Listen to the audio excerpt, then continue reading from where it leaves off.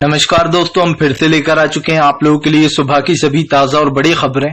फटाफट अंदाज में एक एक कर बताएंगे आपको आज देश और दुनिया से क्या बड़ी खबरें निकलकर सामने आ रही हैं। लेकिन उससे पहले दोस्तों एक नजर डालेंगे सुर्खियों पर। प्रधानमंत्री नरेंद्र मोदी के किसानों की हमदर्दी पर राहुल गांधी का तंज, बोले ढोंग करना बंद कर दे बीजेपी। वहीं पर अगली बड़ी खबर में हम आपको बताएंगे दोस्तों असदुद्दीन ओवैसी का बीजेपी के ऊपर बड़ा हमला, बोले असली गोडसे की औलादे ये हैं, औरंगजेब की औलाद कोई नहीं भारत में। बताएंगे दोस्तों औरंगजेब और अब गोडसे पर जंग छिड़ गई है कल के बाद से। वहीं पर अगली बड़ी खबर में हम आपको बताएंगे दोस्तों, दरअसल आपको बताते चले भारतीय जनता पार्टी के ऊपर गर्जी महबूबा मुफ्ती, बोले इस मुल्क में सिर्फ और सिर्फ जो है भाजपा नफरत फैला रही है और कुछ नहीं। वहीं पर अगली बड़ी खबर में हम आपको बताएंगे तेजस्वी यादव का बीजेपी के ऊपर बड़ा हमला, बोले अगर 2024 में बीजेपी आ गई तो देश पूरी तरीके से बर्बाद हो जाएगा। बताएंगे क्यों तेजस्वी यादव ने यह सब कुछ बोला है। वहीं पर दोस्तों ब्रिजभूषण ने बात करने से किया इनकार, बोले नहीं बोलूंगा 15 तारीख तक कुछ भी। आपको बता दे बीजेपी का अब उसके ऊपर एक्शन होने वाला है क्योंकि बीजेपी कहीं ना कहीं डर गई है पहलवानों से। बताएंगे क्यों डरी है। वहीं पर अगली बड़ी खबर में हम आपको बताएंगे असदुद्दीन ओवैसी का साध्वी प्रज्ञा के ऊपर बड़ा हमला, बोले भोपाल की सांसद कह रही थी कि लड़की को केरल स्टोरी दिखाओ तो प्यार से निकल जाएगी मुस्लिम के। बताएंगे क्या कुछ बोला ओवैसी ने। वहीं पर अगली बड़ी खबर में हम आपको बताएंगे दोस्तों, दरअसल आपको बताते चले बीजेपी के ऊपर जमकर गरजे संजय रावत, बोले पहले हनुमान का किया गया यूज बजरंगबली का, अब जब बजरंगबली से काम नहीं चला तो औरंगजेब को कब्र से खोद के लेकर आ गए। बताएंगे क्यों दोस्तों अब औरंगजेब को खोद कर लाया जा रहा है अपने हर बात में। वहीं पर अगली बड़ी खबर में हम आपको बताएंगे इंदिरा गांधी का अपमान होने पर भड़क गए रणदीप सुरजेवाला, बोले कनाडा में जिस तरीके से कुछ लोगों ने यानी कि दोस्तों भाजपा के समर्थकों ने उनका मजाक उड़ाया इंदिरा गांधी का, इसको लेकर अब तक कोई एक्शन नहीं लिया गया।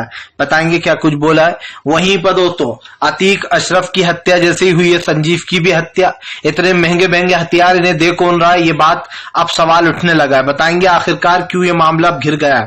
वहीं पर अगली बड़ी खबर में हम आपको बताएंगे दोस्तों नीतीश कुमार का बीजेपी के ऊपर बड़ा हमला, बोले बीजेपी सिर्फ और सिर्फ देश को बांटने की कोशिश कर रही है। तो तमाम खबरें दोस्तों फटाफट अंदाज में देंगे, एक एक कर देंगे। फिलहाल खैर चलिए बढ़ते हैं सबसे पहली और सबसे बड़ी खबर की ओर। दरअसल दोस्तों आपको बताते चले असदुद्दीन ओवैसी का बीजेपी के ऊपर बड़ा हमला, बोले बीजेपी सिर्फ देश में नफरत फैला रही है और कुछ नहीं। आपको बता दें कल के बाद से औरंगजेब और जो है गोडसे पर जंग छिड़ गई है। दरअसल आपको बताते चले बीजेपी के जो महाराष्ट्र के डिप्टी सीएम है देवेंद्र फडणवीस, उन्होंने लव जिहाद को लेकर कुछ बयान दिया जहां पर उन्होंने कहा कि हमें कुछ मामले निकलकर सामने आए जहां लव जिहाद हो रहा है और कुछ ऐसा मामले निकलकर सामने आए जिसमें 21 लोगों की गिरफ्तारी हुई है, जहां पर देवेंद्र फडणवीस ने कहा कि कुछ गोडसे की औलादे औरंगजेब की औलादे घूम रही हैं, हमें पता चला है। लेकिन शक ये है कि इतनी सारी औरंगजेब की औलादे आई कैसे। आप समझिए दोस्तों कितनी बेवकूफी वाला सवाल है। जो औरंगजेब 700 साल पहले मर चुका है, जो महाराष्ट्र में ही गड़ा है, उसके ऊपर ये लोग कह रहे हैं कि औरंगजेब की औलादे घूम रही हैं। जबकि दोस्तों जिन लड़कों का आप समझिए फोटो रखने पर भी गिरफ्तारी हो जाएगी।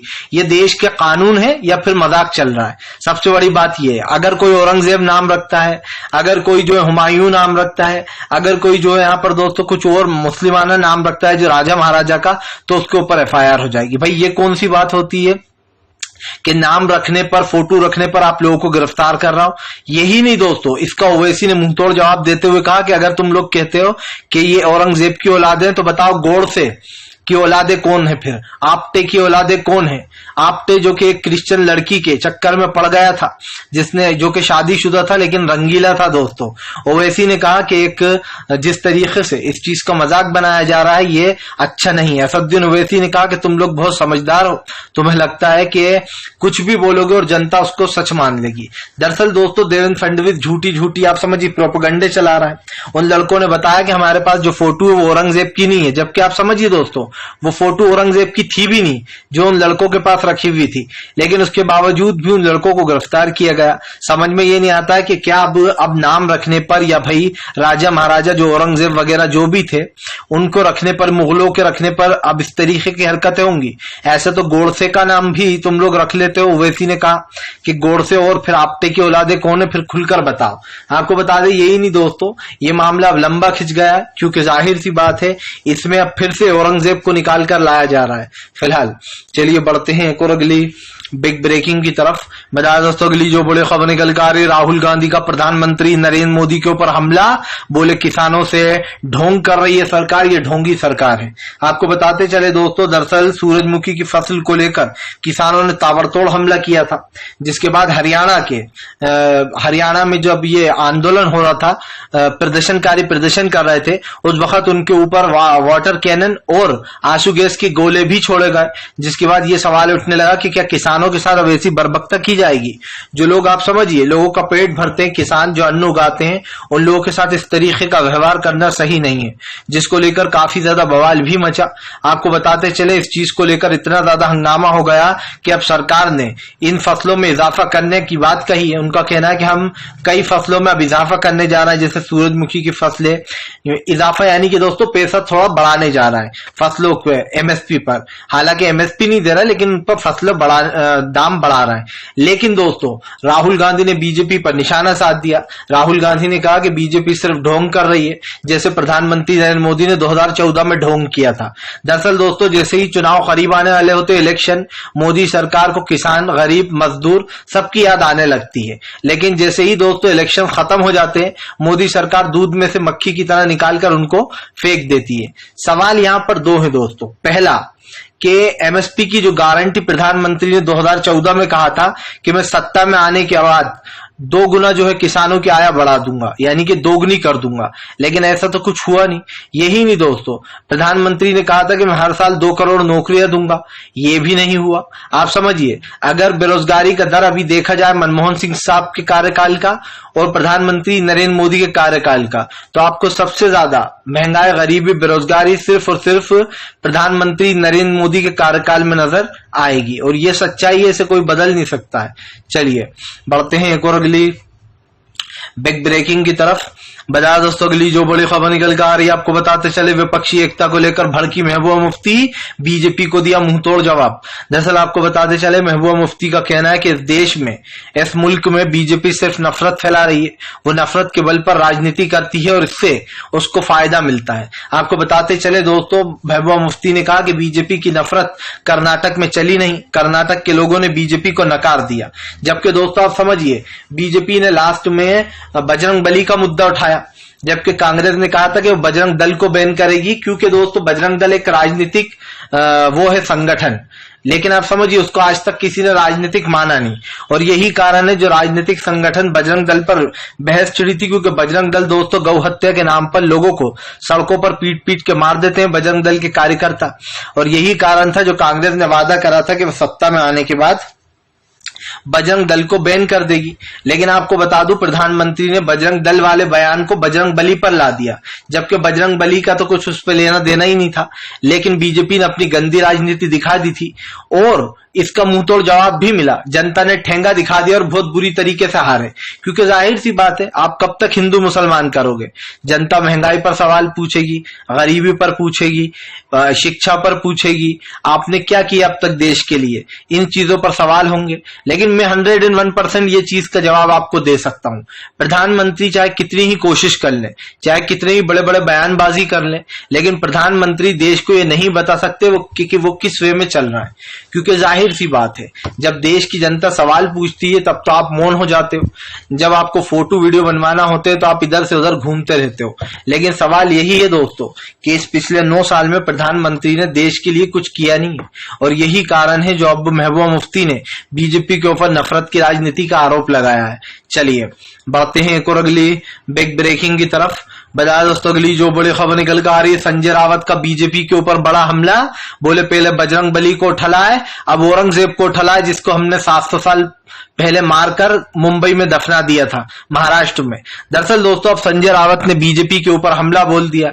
संजय रावत का कहना है कि शिवसेना कट्टर विरोधी थी इन लोगों की, और ऐसे में औरंगजेब 700 साल पहले ही मर चुका है। आपको बता दें, संजय रावत ने कहा कि बीजेपी सिर्फ और सिर्फ राजनीति के लिए औरंगजेब का इस्तेमाल कर रही है। पहले उसने बजरंग बली का इस्तेमाल किया और अब औरंगजेब का इस्तेमाल किया जा रहा है। संजय रावत यही नहीं रुके, संजय रावत ने कहा कि कर्नाटक में यही खेल खेला था खुद प्रधानमंत्री नरेंद्र मोदी ने, लेकिन जनता ने उन्हें नकार दिया। जाहिर सी बात है दोस्तों, आज जनता अगर कोई सवाल पूछती है तो सवाल का जवाब नहीं मिलता, लेकिन मरे हुए लोगों को जिंदा कैसे करना ये बीजेपी अच्छे से जानती है, और खास करके जब उसका एक राजनीतिक फायदा हो, जब एक राजनीतिक प्रॉफिट मिल रहा हो, तो उस चीज को कैसे यूज करना है और कहां यूज करना है ये बीजेपी बहुत अच्छे से जानती है। आप देखिए औरंगजेब का, टीपू सुल्तान का इस्तेमाल कितनी बार किया गया कर्नाटक में अभी चुनाव से पहले, कि ये टीपू सुल्तान की औलादे हैं, यहाँ टीपू सुल्तान का खूब विरोध किया गया। लेकिन समझ में ये नहीं आता है दोस्तों कि आखिरकार औरंगजेब, टीपू सुल्तान, इन लोगों से दोस्तों आप समझिए बीजेपी को इतनी चिढ़ क्यों है। इनके जो गोडसे हैं, इनके जो दोस्तों आप समझिए सावरकर हैं, जिन्होंने देश का सर झुकवा दिया था, उनके खिलाफ कुछ नहीं बोलते हैं। लेकिन दोस्तों बड़े बड़े जो राजा महाराजा थे पहले के, जिन्होंने लड़ाई भी लड़ी, अच्छा काम भी किया, बुरा काम भी किया, वो उनके साथ है। लेकिन उनके जिक्र करना और मरवों को निकाल कर लाना सिर्फ बीजेपी ही कर सकती है। संजय रावत ने कहा कि सबको पता है आप सिर्फ राजनीति कर रहे हो, अपने राजनीतिक फायदे के लिए मरे हुए लोगों को बार बार बाहर निकालते हो, कभी टीपू सुल्तान को निकाल लाते हो तो कभी औरंगजेब को निकाल लाते हो, और इसका राजनीतिक फायदा ढूंढते हो। चलिए बढ़ते हैं एक और अगली बिग ब्रेकिंग की तरफ। बता दोस्तों अगली जो बड़ी खबर निकल कर आ रही, तेजस्वी यादव का बीजेपी के ऊपर बड़ा हमला। बोले भारतीय जनता पार्टी अगर 2024 में आ गई तो देश का लोकतंत्र खत्म हो जाएगा, अब देश नहीं बचेगा।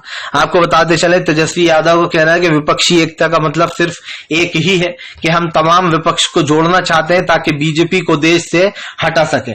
तेजस्वी यादव ने कहा कि बीजेपी ने अपनी राजनीति में सिर्फ जहर घोलने की कोशिश की है।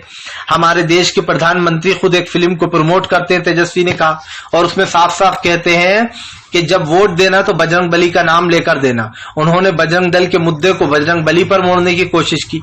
तेजस्वी ने कहा कि ये ठीक नहीं है। तेजस्वी यादव ने कहा कि आज देश को दो लोग चला रहे हैं और दो लोग बेच रहे हैं। अब जो दो लोग बेच रहे हैं दोस्तों गृह मंत्री अमित शाह और नरेंद्र मोदी हैं, और जो दो लोग चला रहे हैं वो दोस्तों अडानी और अंबानी हैं। तेजस्वी यादव ने कहा कि बीजेपी अच्छे से जानती है देश को कौन बेच रहा है, कौन लोग चला रहा है। तेजस्वी ने कहा कि भारतीय जनता पार्टी के लिए इस देश में कोई जगह नहीं है क्योंकि वो देश के लोगों के साथ खिलवाड़ कर रही है। आपको बताते चले तेजस्वी यही नहीं रुके। तेजस्वी यादव ने कहा कि बीजेपी अच्छे से जानती है वो कब कहां उसको नफरत घोलना है, और वो वैसा ही करती हुई नजर भी आती है। आपको बताते चले दोस्तों तेजस्वी यादव ने साफ कहा कि फिलहाल नफरत को मिटाने के लिए ये विपक्ष की एक मुहिम है जिसमें सब लोग शामिल होंगे।